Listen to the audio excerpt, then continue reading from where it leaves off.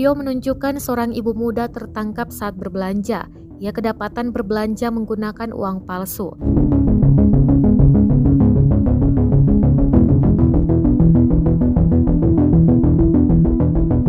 Rekaman itu diunggah akun Instagram @batanghelp pada Rabu, 5 Januari 2022.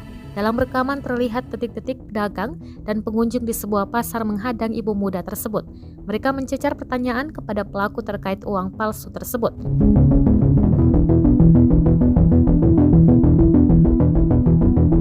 Bahkan dalam video, wanita berhijab hijau itu sempat berusaha kabur, namun ia dihadang oleh sejumlah ibu-ibu di dalam video. Di akhir video, terlihat polisi mendatangi pasar dan menangkap pelaku.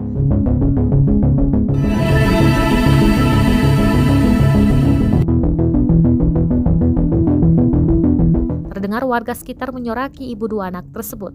Videonya pun viral di media sosial dan menuai berbagai komentar dari warganet.